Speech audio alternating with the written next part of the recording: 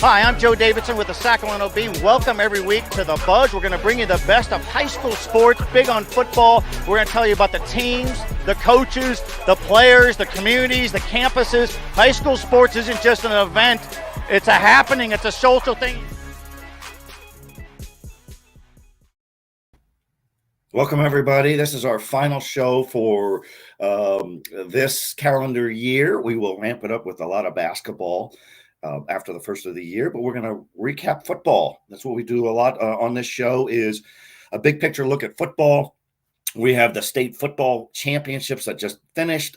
So season over. We got all Metro teams coming up here, I think at the end of next week. So if you're a coach out there or an athletic director or a parent, I normally don't open it to parents, but send us some names and nominations. Most people already have, so we appreciate that. So the Sac-Joaquin Section went 2-2 in the CIF state championships. Argonaut won, Vanden won, Folsom lost, and Central Catholic also lost. We will also touch on football signing day. There was an early signing period on Wednesday. I'll be doing that with my running mate, Cameron Salerno. And we're going to really kind of gauge, was high school football this season a successful season? Was it a so-so season? How are we measuring it? Are we only measuring it by who won section championships or state championships? Or how about this? We have a season, or we had a season. I thought it was a terrific season compared to a year ago when we had none of this. And so I think it's a victory right there. And I remember talking to some coaches who said, even if we get any games in, it'll be a victory. And one of those coaches who said that was Matt Costa. He was at Pleasant Grove, and now Matt Costa is now at Del Campo. Just found out yesterday. He called me and told me that he's the new coach at Del Campo High School. This is a great shot of Matt that I took during the spring when he took a Christmas tree and planted it right out there by the storage shed for his football guys so he can hand out gear. Well, Matt, what's up with the Christmas tree? It's like Christmas. It's a new beginning. So he bounds a personality. He's a program builder. He took over an 0-10 Kennedy team. There's a photo of him at Kennedy and got them in the playoffs with an 8-2 record in short order. Went to Pleasant Grove in the Elk Grove Unified School District. Team was 0-10, got them in the playoffs in short order. He left Pleasant Grove early during the season. He's not a quitter, but he did leave his team. He had some personal problems to deal with at home. He's refreshed. He's rejuvenated. Going to Del Campo is a boom time hire for Del Campo. Pleasant Grove also got a boom time hire in Josh Crabtree. So everything kind of just worked out perfectly. It's good to see Matt back in the game. He is a San Juan Unified School District product to the core. Lives just 15 feet, or not 15 feet, but within 15 minutes of Del Campo, including his parents. He wants to be near his parents who are up there in age. And so kudos to him. It's good to have all that. But also kudos to Cameron Salerno. Let's bring him in. There he is. Cameron, you haven't met Matt Costa yet, I don't think, but you will at some point. And he's one of those dynamic personalities, fiery, fun. So it's a good boost for Del Campo, which, we've all been to games there. And Del Campo's got the makings of being a powerhouse again. It's got the nice stadium lights and the Friday vibe and pretty good players, and made the playoffs this season. So he's not taking over a train wreck. He's just going to try to elevate what's been a really good program over the years. Yeah, and I saw Del Campo play last season against Sac High, and they had a nice comeback win. Really good players, like you said. So yeah, I'd be on the lookout for Del Campo. Yeah, no doubt. So football's over, my friend, and Folsom is the last team standing in the 916. We had others in the Sac-Joaquin Section. So we have Hector Amezcua shot some video of Folsom playing Cathedral Catholic of San Diego, a powerhouse there. There's Tyler Tremaine. This guy did everything he could, Cameron. It wasn't enough to win. Cathedral Catholic won 33-21. But it wasn't because of a lack of effort by Tyler Tremaine or any of those guys that did a great job. It's a young football team, the Folsom Bulldogs. They went placed third in the Sierra Foothill League, but avenged some losses in the playoffs, including against De La Salle and at Rockland. So Rico Flores, Cameron, is going to be back next season. So lost to a better team. And you saw the game from a different vantage point. I saw it from down live in Mission Viejo. There's Rico Flores again, but you saw it somewhere different with a different kind of vibe. So how'd that go? What'd you do? Yeah, so I was in Folsom kind of watching a watch party. I want to make sure I get the name of the place right because they had delicious food. I got a nice mac and cheese. And so that's why I'm kidding. It was a Canyon Grill and Ale House in Folsom. Really good place. Had some great food, great vibes. The place was packed. I got there about like 7:30-ish. and every single table was already full, and everybody was packed in there. When Folsom scored on that first drive, the place erupted, and whenever Folsom scored or made a big stop, it was going crazy. So it was Well, really, and it's Folsom football's been a big deal forever. They were ranked number one in Northern California way back in 1962, and then Tom Doherty took over as coach in the early 80s, and they still only had about 500, 600 students then, Cameron. Now they're up to 2,800 students. Been a real powerhouse since 2010. 5 trips to the state finals, 4 state championships, 8 section championships. There was a great video clip there by Hector Amezcua of Paul Doherty addressing his team afterwards. And Cameron, he told him, hey, you have nothing to be ashamed of. You're here. You beat De La Salle. It's been forever since anybody in Northern California has beaten De La Salle. Certainly the Sac-Joaquin section hadn't fared well.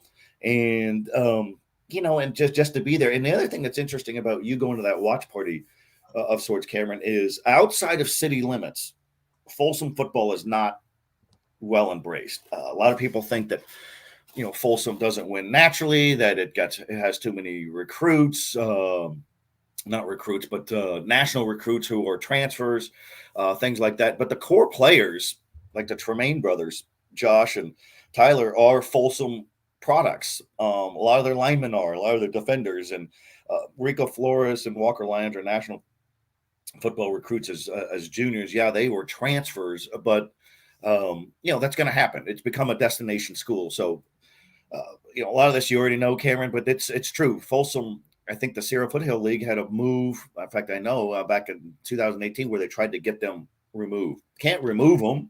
What do? You close the gap. And Rockland closed the gap, beat them in the regular season. It didn't turn out the same way in the playoffs, but that's how you deal with powerhouses. You have to close the gap. Joe, put it this way: the Sacramento area perspective of Folsom is what the Sacramento area in Northern California thinks of De La Salle, and the NorCal narrative and the entire state narrative and what De La Salle, that's what they think of modern day. So there's levels. I think there's talent gaps between those schools. And I think, like we saw this season, the talent gap in Sacramento was kind of closed. Obviously, Granite Bay beat Folsom, Rockland beat Folsom, and then we saw the enormous talent gap between De La Salle and the rest of Northern California. St. Francis beat De La Salle, Folsom beat De La Salle. And I don't think anyone's going to be able to touch modern day or the talents down south because it's a whole different ball game. But we saw that talent gap close in Northern California. So I think it's a good thing when it's competitive. And I think it's a great thing for Northern California and regional football to have teams beating other teams. And, Cameron, in the 1990s and the 2000s, it was Grant. The Pacers were just too good, too physical, too strong, too much depth, too many skill players, all homegrown kids. And what do? Teams close the gap. And they close the gap on Grant and then pass him. So now Grant's trying to close the gap in reverse. And, we talk about modern day national number 1 team, won the CIF State Open Division Championship, but they get this big hazing scandal.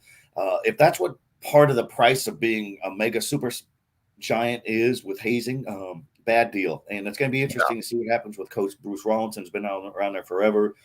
At first he downplayed any of the hazing, and then he vehemently denied it, said that doesn't happen. That's not true. Different animal. It's a different animal, and that's why we kind of appreciate the simple football around here. So, all right, let's take a look at some of the CIF state finals with our Sac-Joaquin section teams. I'll touch on a little bit, Cameron, you do as well. So we just touched on Cathedral Catholic beating Folsom. Cathedral Catholic had a great running back, had 200 and something yards. Lucky Sutton, he was named Lucky, Cameron, because when he was born, he didn't come to for a long moment. And his mother said when he finally came to and he was fine, she said, I got to name him Lucky. And so that's kind of stuck. So that's really cool. Yeah, I saw the broadcast. That was really cool. Yeah, exactly. Modern day Catholic, not to be confused with the modern day hazers, beat Central Catholic of Modesto. I saw that game 34-25. So Central Catholic is now 4-2 in state finals. Cameron, you touched on these last 2 games. You saw these teams, you know about these teams, but Vanden had extra motivation. Yeah, so Vanden's best player during the spring, Daniel Hughes, died. It was in April. I think it was on Easter Sunday when he died. The team was obviously extremely sad as they should be, but they regrouped and recharged, and they dedicated their season to Daniel Hughes. And so they went on and they had a pretty good regular season, went on to win the section final, then won the NorCal Bowl game. And then they were down 13-0 in the fourth quarter. And it kind of looked like Vannon's miracle season was going to come to an end, but they scored 14 unanswered. And Trey Dimes, our quarterback, led the charge, and they won the title, and they completed the mission of dedicating their season for their fallen teammates. So it's what those kind of movies are made of. It's pretty incredible what that happened. Yeah, and no, good stuff. And their fallen teammate. And then in the Division 6AA state championship, Argonaut up at Jackson, Ione area, beats Quartz Hill, which was a much larger enrollment. But it shows right here, Cameron, that competitive equity model, not enrollment based, works. And so Argonaut, we saw them take on I think it was Rosemont in a section championship. So Argonaut, the whole town shows up, the whole region, Ione, Jackson. Great win for that small school powerhouse program. So Rick Davis, their longtime coach, wins out as he steps into retirement. So that's the way to go. So large schools, small schools, medium, I thought they were good. And again, Cameron, I'm going to touch on it again. I would say this was a successful high school football season because we had a season. A year ago, we were all wondering if we were going to get football, and it kind of, back in the rearview mirror, and we know how chaotic the spring ball was. But I thought with all the great crowds for that we saw this season, we did stories. You did a poll on Instagram and a B story. I think Del Oro won the voting poll, the best rooting section. Football is back. Football is king. So it was good to see. So I give football an A this year because a year ago we had an incomplete without a season. I'll give it an A+ because I think you can count on your fingers how many COVID cancellations we had. I think it was only a few. There's more cancellations because of the wildfires going on in California. So I think it was a really, really successful season. I mean, obviously only Vannon from kind of our coverage area won a state championship, but I mean, you can't measure success in that aspect. I think the bigger picture is that we had a season, we had great crowds, we had great atmospheres. And so I think it was really cool to see it all play out. And it was a really successful season. And I know we're going to touch on it later, but basketball season could be a bigger question because of the new COVID variant and also the larger and tighter restrictions in Sacramento. Well, let's touch on that right now while we're rolling. What's going to happen in basketball? We're going to have big packed crowds. We're going to have the rooting section. We're going to have the marching band. We can hope so, but every district is different. I think some, hey, let's wear a mask while you're in the buildings. We understand that. Nobody likes to wear a mask. I can't stand it. But if you want to get into a place, you got to comply. That's another argument for a different day. But I mean, when it's not the person at the door who's mandating that. It may not even be the principal who's mandating that. So that's going to be really interesting because we know when basketball starts revving up, which is going to be after the first of the year when league play starts. People want to go. So let's hope everything's going to be fine. And you and I will be out at games. I'm going to go to a good girls game on Friday. Your number 1 Folsom Bulldogs taking on number 2 Laguna Creek here in Elk Grove Unified. And I'll be interested to see if there's a lot of people in there. So we'll see. So let's touch on football signing. And so Wednesday was the early signing day. It's the first day people could sign. It's not the only day people could sign. They could sign through the rest of this month, all through the winter and spring. So be curious. So we're going to run some photos here of some names of note. Anthony Garcia, terrific quarterback at Capital Christian, did not sign, but he's got some offers. Sacramento State wants him. San Jose State has offered. He's going to hold off. I'm sensing, Cameron, that he's going to be at Sac State. I think if he does that, it just really adds to it already a tremendous crop for Coach Tor Taylor and the Hornets. But this kid can play, 6'3", makes all the throws, is a great student. It just shows that, even if you have offers, it's, you don't just jump right at it. You want to figure it out, maybe take a recruiting trip and all that. But we're going to have a number of guys who will sign later, and we're going to run other photos here as well. Here's some other guys who did sign. Cameron, Zeke Burnett, you wrote about him about a month ago saying that he gave a commitment to Sacramento State. I think he's the area's best running back at Elk Grove, and Sac State got him. What a nice get for the Hornets. Yeah, no, that was a terrific get. And I think I told you about that. I found out when they played Jesuit that he was heading to Sac State, and he's a very low key person. He's not going to really maybe flaunt on social media that, hey, I'm going to this school. So he did that, and he didn't tell anybody really. And so he found out, and now he's going to Sac State. I want to touch on the recruiting aspect. So kids can sign with the early signing period until Friday. It's Wednesday, Thursday, Friday, I believe they can sign. And then the next signing period is in February, which I think is like February 2nd. And that's the actual national signing day. And before we had the early signing period, that's when most kids and most of the top recruits signed. And now with the early signing period, that's why we see a lot of the chaos in college football, that these top coaches are getting hired away, like Lincoln Riley and Brian Kelly, because they want to secure their early signing period class, because some of those kids will enroll early and they'll go to school in January and they'll start with spring football. But most of the recruits that are like 3 stars and maybe even below that, they're going to sign in probably February and also enroll in the summer. And the early signing period came across as a great idea. Take all the pressure from all these recruits who are just getting besieged by text messages and phone calls and recruiting visits.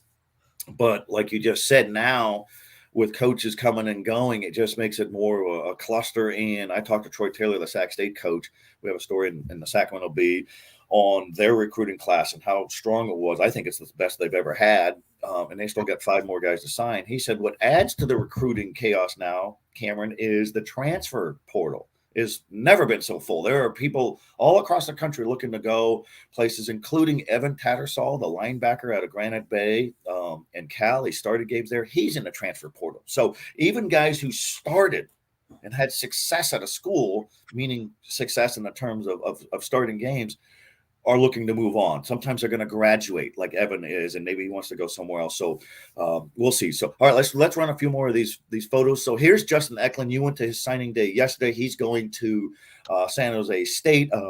He blocks kicks. He plays linebacker. He could play defensive end. In high school, he'd probably be more of a natural linebacker, at San Jose State. But you talked to him, Cameron, and he said pretty much what we kind of touched on. These things are hard to get. And so what was he saying? He appreciates everything he's got.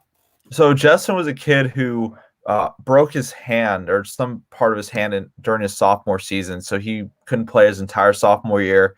And then COVID hit last season, so he only had a reduced spring season. And he credits those spring games for getting some of the offers he did, because most of those coaches were saying, "Hey, we need film," and that was the case for a lot of these guys where they didn't have varsity film because they were only playing JV as in 2019, exactly and the 2020 season was canceled and then pushed to the spring. And so Justin was expressing how grateful he was to get the opportunity he has at San Jose State, and he recognizes it's hard to get scholarships, especially in today's climate with COVID-19 and the transfer portal and all that stuff, because it does make it hard for coaches, because you look at some of the kids who are in the transfer portal, like Evan Tattersall, who's going to be a grad transfer. They have experience at the FBS level. They have experience at the FCS level. And so when you look at some of these guys who are in the portal, coaches are more inclined to take those kids because they have experience and they're not just a fresh out of high school kid. And especially for the programs who are trying to rebuild, like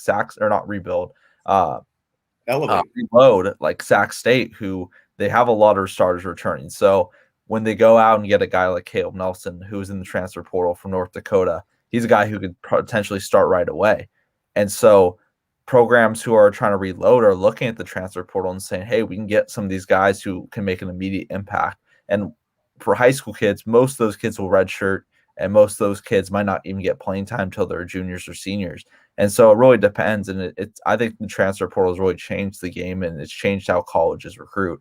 I know Troy Taylor told me when I did that story over the summer about the transfer portal, he said coaches have to adapt and adjust. He said he didn't have really a strong opinion either way on the transfer portal, but he's right. I mean, I think coaches have to adapt and adjust, and the good ones will adapt and adjust, like I said, and the people who complain about it, they're going to get left out.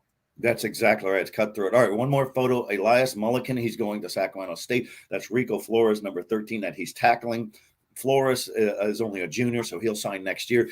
But Mulliken, Sierra Foothill League MVP, Cameron, he had 9 offensive touchdowns. He made one-handed touchdown catches. He could block, he could catch, he could run.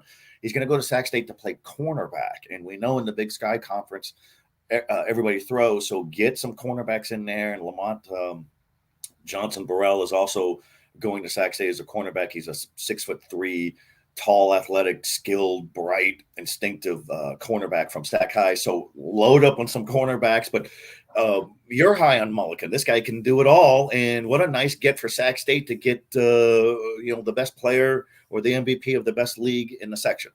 Yeah, I said Elias Mulliken, I think, was the most underrated player in the Sacramento area just because of how little attention he was potentially getting. I know it's hard to land scholarships, but I saw a kid like Mulliken who is a skilled, lengthy corner who can easily play at the next level and has the ball skills to succeed at Sac State. So I think he'll be really good at the school. I think it's a perfect get for Sac State.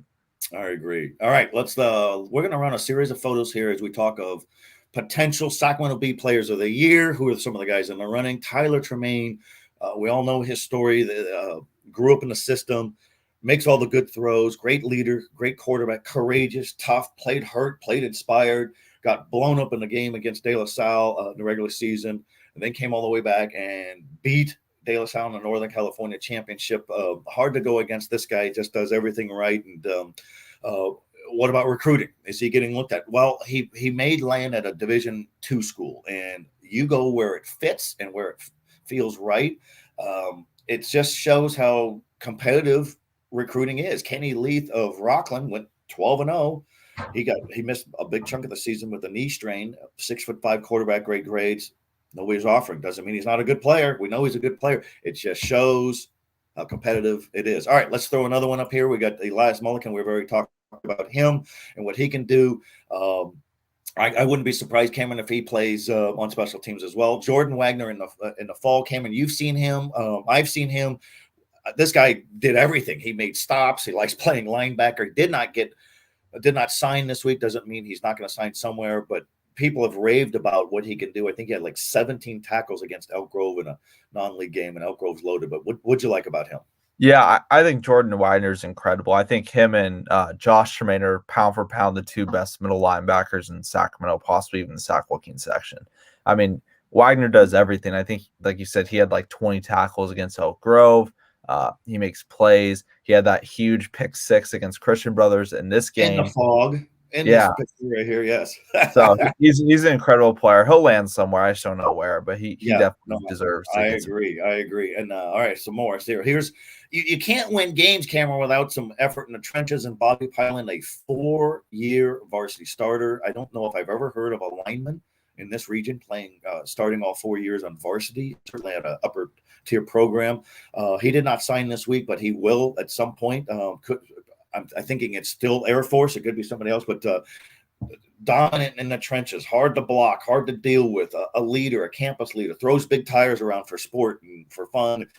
He's terrific. And here's another guy who's already done national recruiting trips, and that's Rico Flores, Folsom. There he is going wide against De La Salle. And Kevin, you've seen him. I've seen him. He makes catches. He makes plays. He's strong. He's physical. There's a reason this guy's a national recruit. I mean, he's a gifted jump ball receiver. I mean, he's incredible. I think if we flip the question, Joe, of who's the best wide receivers to come out of this area in the last decade, you'd have to go with Joe Nagata. You'd have to go with Elijah Badger. Rico Flores is definitely going to be up there. I mean, he just makes plays. He's definitely going to be a high-end Power 5 recruit. I think he has about 25 to 30 offers from the likes of Bama and Georgia and LSU and Texas. So he's the real deal. He's not a type of recruit that the offers match the hype of how good he actually is as a player. Oh, I agree. And he had 9 catches in the state championship. He was strong. And Garrett McGriff, I've seen him play. You've seen him play.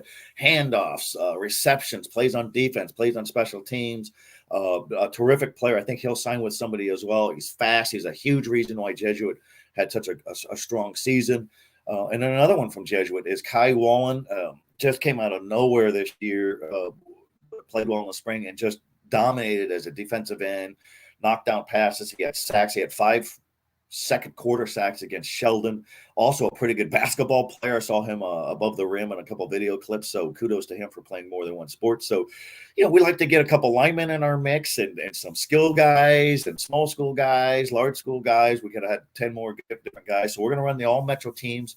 I think it'll run at the end of next week. So look for that. It's always fun to cap the season with that. So Cameron, we also have coaches of the year, to talk about, and we got a whole list of them here. We'll just zip through these guys. There's Paul Doherty. When you beat De La Salle in Northern California playoff game, I think you're on the list. And he's done great work. He took over for Chris Richardson in entering the 2019 season. And he said then, and he said earlier this season, we haven't done anything yet. This group has not done anything yet. We haven't even won a league championship. Well, now they've done a lot. So kudos to Paul Doherty, one of the good guys in the business, and Jason Adams. You know Jason Adams. I know Jason Adams. He's done good work there, and his guys play for him. And what a thrill for him this year to coach his son. Yeah, that was really cool. I mean, Austin Adams made a huge impact as a cornerback. I know there was kind of some controversy with Adams following the end of the spring season, but I thought his group really handled the adversity well and had an incredible season. I mean, losing to Folsom in a section final is nothing to be ashamed of. They obviously had that huge win against Folsom earlier in the season, which helped secure the Sierra Foothill League title. So, yeah, Jason Adams is an incredible coach, and he's going to be around. He is, and he's a good guy. And the controversy you were talking about was, somebody barked at him from an opposing sideline, and he barked back. Wow, he can't bark. Wow, he barked, and whatever. But we know that the team is behind this guy, and he's been around a long time. He was a defensive coordinator in 2009 when Rockland had that great goal line stand against defending CIF State Open Division champion Grant in a playoff game. So he's been around a long time. And all right, the next guy, Marlon Bland, we just teased him there. There he is. One of the good people in this coaching business. Got waxed in the season opener, Cameron, by Folsom. You covered that. And then they turned the corner and went barreling down the stretch, won the Delta League, had a 10-game winning streak. I think maybe even up to 11, and then lost on a 2-point play and a kickoff fumble to Folsom, but closed the gap. It was a 1-point game there. So kudos to him. And one more. Let's get to Alan Berg. Cameron, he was at Foothill High, did some good work there, and then came over to Lincoln. He was already on staff as a science teacher. The Lincoln Zebras had one of the best seasons in their school history, and he was a big reason why. Yeah, I think they went to the section semifinals for the first time in program history. Correct. And Lincoln's been around for a century, over 100 years, I believe. So for them, and it's a little misleading because they've only had the playoffs for 50 years. But I know what you're saying. Don't say that. It's okay. It's cool. It's a really cool accomplishment. So yeah, it is. I remember the 1933 team got off to a 4-0 start. All right, so one more. Here's Chris Nixon. This is when he was at Elk Grove a few years ago. He's disagreeing or something with Terry Lockett there, one of the good referees and good guys. And Chris is now at Sheldon for a super young team. Did great work. Did really good work. TJ Ewing, who's done terrific work for a long time. Cameron, you didn't know him until the last couple of years. He's one of those guys where you go, hey, there's a reason this program's successful because they just respond behind him. He's been to 5 section championships, including this season. They started off 0-5. They graduated everybody from a really good spring season. So TJ Ewing running the Veer. Matt Ray, I'm going to let you talk about him. You saw him. You've talked to him. I've known him a long time. He elevated that program up in Union Mine a little bit. And I really enjoyed talking to him after the game where they beat Rosemont. He talked about how he loves small town football, and he can appreciate it because his family grew up in Quincy. It's where he played high school football. And so when he got the job at Union Mine, he was formerly the athletic director, I believe. And that's Correct. where he left Antelope. And then he took over as head coach, had a terrific season. Union Mine went to second round of the playoffs, but definitely had a great season. Yeah, and one of the fun guy. And then here's Justin Reber. He's coached. He worked wonders with the Dragons, and that's a tough place to coach. And there's a lot of things going on in that neighborhood. It's a prideful school. It's an old school, and football is a rallying cry. And he did some great work there. Justin Reber did at Sac High. He also doubles as the athletic director, which is not an easy gig, especially with all this COVID stuff and testing and scheduling and all that. So there's our Coach of the Year list. We'll have more certainly with our All Metro package. So football, we put a wrap on it. We're going to touch on basketball now here, Cameron, but I don't think anything really disappointed me in football. I'm disappointed that we didn't have full crew officials because there's a referee shortage, and that's tied to people going crazy on referees, so they're not going to come out in large numbers. But I thought with these 4-man crews, I thought even the games were well officiated. But that's a trend that we have to see reversed, where people kind of lay off on the referees and just let them do their job. Cameron, I have a motto: if you're going to complain about the officiating, then go officiate a quarter yourself and see if that attitude changes. One more thing I just want to add. I think Sac High is going to be a team that's going to be around for a long time. I mean, they have a lot of sophomores who contributed. Obviously, their running back, Lamar Radcliffe, he's incredible. And so I think he's had some 300-yard games and 250-yard games. I saw him as a freshman last season, last spring, when they played Del Campo. And I looked at some people, I was like, is this guy a senior? I mean, he looks like he's like 6'3". Like a man. I mean, and I found out he was a freshman. I was like, there's no way that guy's a freshman. I mean, he looks he looked like a bounce back from Laney College or something. So no, and he plays hard, and the quarterback is good. And you got a terrific coach who knows offense and all those things. All right, shifting gears. Let's take a look at our basketball rankings. We're going to go inverse order. Cameron, touch on some of these teams. What Colfax is 7-0. Rockland, Pleasant Grove, Cosumnes, Oaks, Franklin. There's a lot from the Elk Grove Unified, but talk about a team or two in here. Yeah, Monterey Trail's off to a 5-0 start. They had a pretty good season during the spring. They finished in the top 20. Colfax is 7-0, so they're having a really good season. Antelope 3-3. A new coach at Colfax, right? A new coach who's been there for a while. Yeah, and going back to the point about Antelope, I mean, Antelope I don't think had lost 3 games, maybe up until the final week of February. So they're a team that's somewhat rebuilding under Sean Chambers, and Chambers is a terrific coach. So they're going to be just fine. Rockland's up to a 5-0 start. I believe they play Folsom tonight. Yeah. So definitely really good stuff. Yeah, and then Colfax is Rexanne Simpson is a longtime assistant who is now the head coach up at Colfax, and I think she played basketball at Placer High, so she's a Placer County person to the core. All right, let's take a look at the top 10. Folsom plays at Laguna Creek on Friday. I'm going to go check that out. So that's neat to see these teams. Folsom and Laguna Creek aren't used to being this highly ranked, and you had Folsom as your preseason top 20 for the Sacramento Bees, first time in school history. Laguna won 2 or 3 section championships in the mid to late 2000s and then dropped and has come right back up. Vista Del Lago, how about that? Vannon has been around a long time. Del Oro's been around a time. What's going on with Vista? Yeah, so Vista beat Oak Ridge actually in the Folsom Vista Classic semifinal. And I mean, it was like a 47-44. Vista Del Lago has a defending medium school player of the year in Kira Sadler. She's having a really good season. I think she's averaging about 18 points a game. They lost to Folsom in the Folsom Vista Classic final, and so that's Vista Del Lago's only loss. So it's definitely not a shabby loss at all. Laguna Creek Folsom, that's going to be an incredible game. Laguna Creek's had some nice blowout victories over some teams in the top 20, and then Folsom, obviously, they've dominated the entire area in every game they've played pretty much.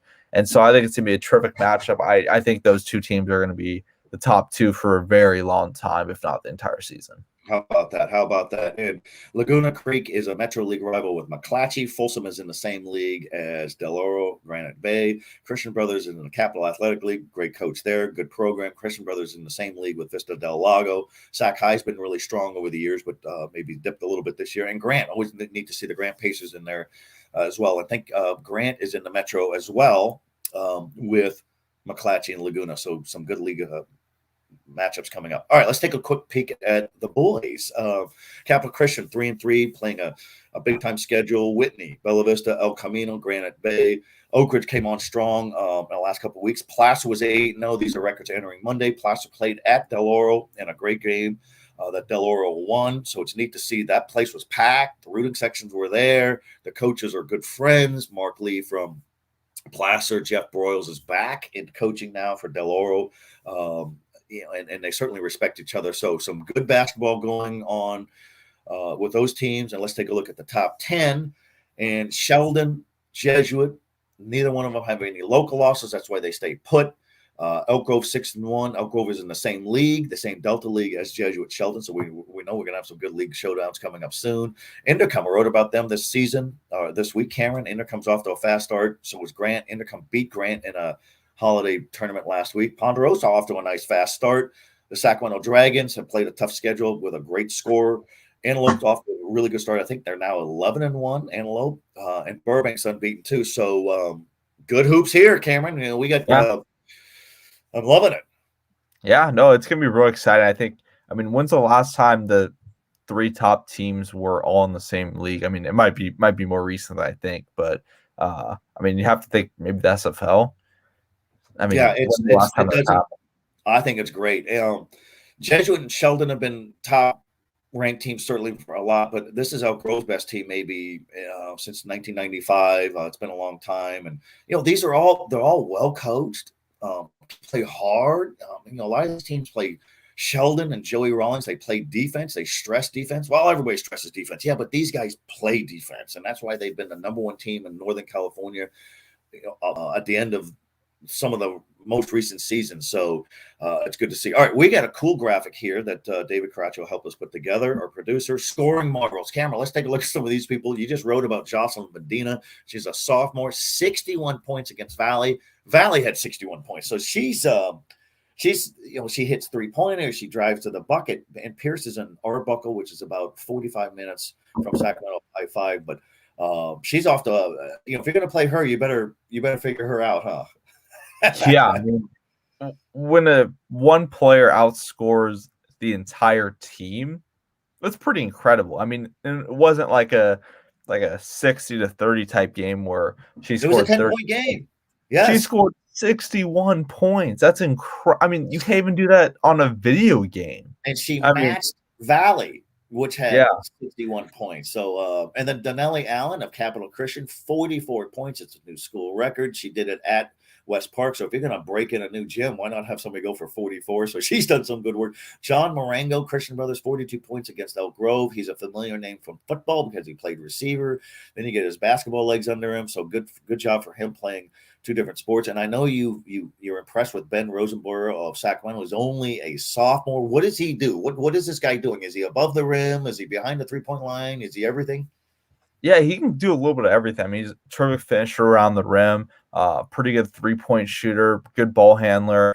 I mean, he does really everything. I haven't seen a guard as talented as him in this area as a sophomore in a very long time, if not ever.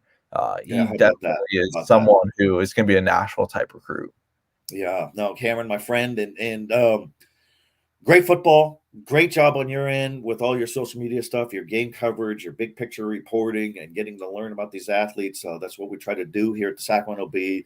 We certainly appreciate all the viewers and the followers. We will ramp up for basketball. Basketball is terrific around here. So special thanks to Cameron Salerno, also to our producer, David Caraccio, who does all those great graphics, and the other behind-the-scenes people such as Dim Silva, and our terrific photographers, Hector Amezcua and Sarah Neves. I'm Joe Davidson of The Buzz. We'll see you guys soon. Keep following us on social media. Check us out every day on sacb.com. We will see you soon. Have happy holidays to everybody.